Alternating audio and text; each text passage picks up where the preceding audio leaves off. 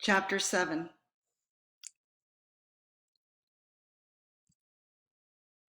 Chapter 7.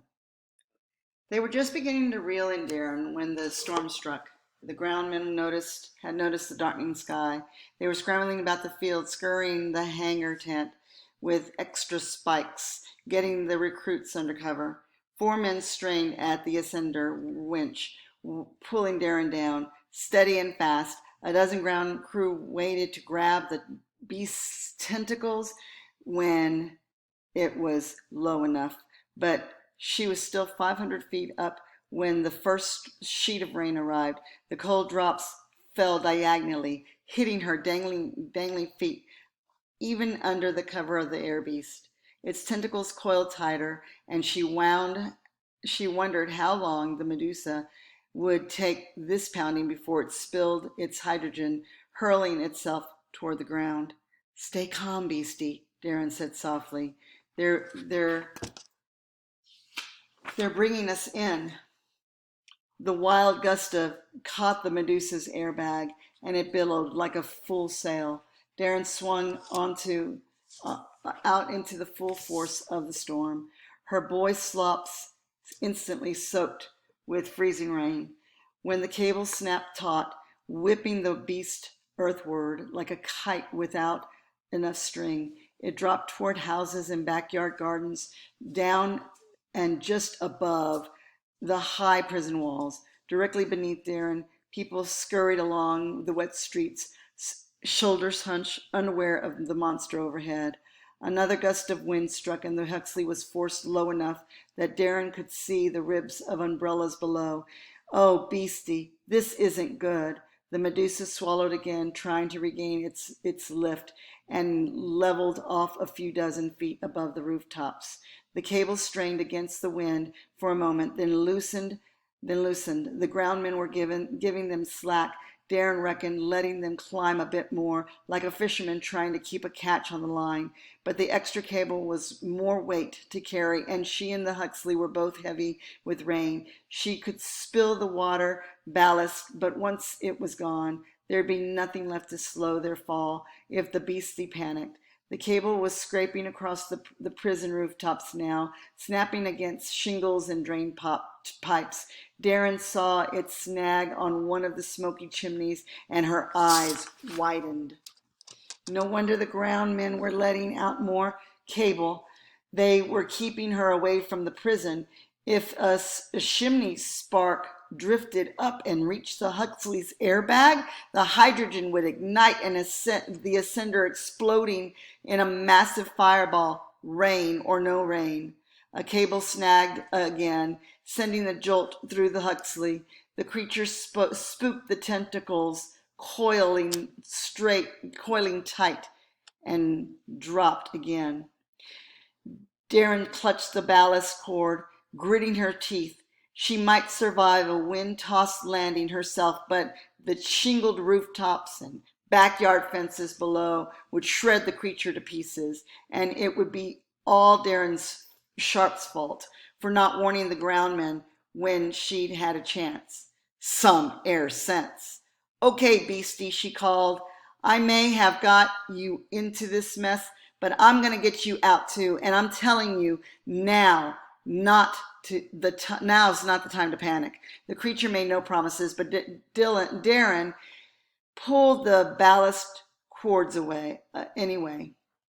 The bags snapped open, spilling their water from the storm. Slowly the air beast began to climb. The groundmen gave it a cheer and set upon the wrench, furiously hauling the air beast in against the wind. The captain was supervising, shouting orders from the back of the air-terrain carriage. The tigress looked miserable in the rain, like a pair of house cats standing under a faucet. With a few more turns, the winch, the Medusa was over the proving ground, safely away from the prison's smoky chimneys. But then the wind shifted direction. The air beast billowed again, pulled in a half circle toward the other end of the scrubs. The Huxley let out a screech above the wind like the horrible sound of one of Dawes' air bladders would spring a leak. "No, beastie, we're almost safe," Darren shouted, but the Medusa had been tossed about once too often. Its gas bag was concentrating, the tentacles coiled as tight as rattlesnakes. Darren Sharp smelled the hydrogen spilling into the air, the scent like bitter almonds. She was falling, but the wind still carried them, changing direction without rhythm or rhyme. It tossed the air beast about like a crumbling piece of paper, pulling Darren behind it. They had to be heavier than air by now, but in the gale like this, Darren fancied you could fly a bowler hat on a bit of string. At the other end of the cable, the ground men were watching helplessly, the flight captain ducking as the grating cable sliced overhead. If they tried to crank her any closer, they'd pull the air beast straight up into the ground. Just want you to look at the picture. What a crazy mess they're in. And Darren must be so scared. Jasper was running across the field toward her, cupping his hands to his mouth and shouting something. She caught the sound of his voice, but the wind whipped the words away. Darren's feet now dangled a few yards above the ground, which raced by as if she were on horseback. She peeled off the heavy sodded jacket and tossed it overboard. The prison loomed close again as the Huxley sped along, smashing into its walls at this speed would turn her and the air beast into bloody splotches. Her fingers scrambled at the pilot's rig, searching for a way to escape the harness. Darren reckoned her chances were better dropping into muddy grass than crashing into walls, and with her weight gone, the Huxley would rise back into the air. Of course, that clattering rig of a coxswain hadn't bothered showing her how to unbuckle the rig. The leather straps were swollen with rain, clenched as tight as a duck's bum. Evidently, the service didn't trust recruits not to wiggle out of panic and fall to their deaths. When Darren saw the knot over her head, the cable that bound the air beast to the ground, she looked at the cable stretched out between her and the winch, about 300 feet of it now. That length of rain-soaked hemp had to weigh more than one skinny wee lassie and her wet clothes. If she could set the Huxley free, it might still have enough hydrogen to carry her up to safety, but the ground was rising again, shining wet grass and puddles blurring past just beneath her feet. The prison walls ahead, reaching up with one hand, Darren felt the half-familiar shape of the knot. It was knotting, but the back hand mooring hitch. She remembered Jasper telling her how air service riggers use sailors' knots, the same ones she tied 1,000 times on Dawes' balloons.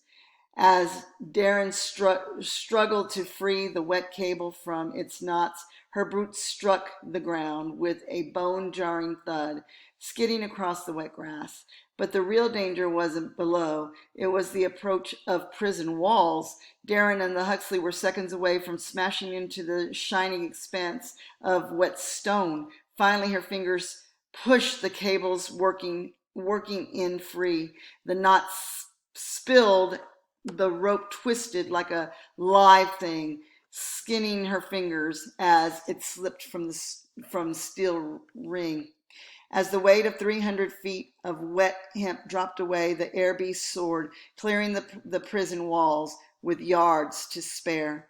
Darren breathed, her breath caught as the belching chimney passed beneath her feet. She imagined raindrops tumbling down into the mouth of the coal fires below, spitting steam, the sparks rising up to ignite the angry mass of hydrogen over her head. But the wind whisked the sparks away. Moments later, the Huxley had cleared the southernmost prison buildings. As she climbed, Darren heard a hoarse cheer from below. The ground men raised their arms in triumph. Jasper was beaming, cupping both hands to his face and shouting something that sounded congratulatory, as if to say she'd done exactly what he told her.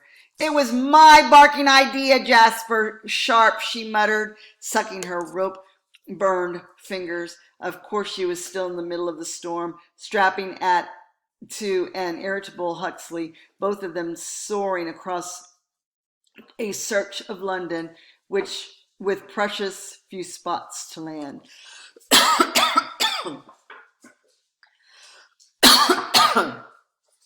And how was Darren meant to land this beastie?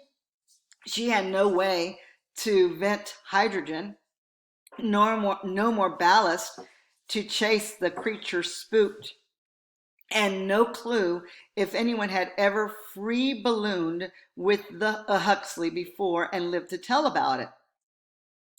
Still, at least, she was flying. If she ever came down alive, the Boffins would have to admit as how she passed this test. Boy or not, Darren Sharp had shown a squick of air sense after all.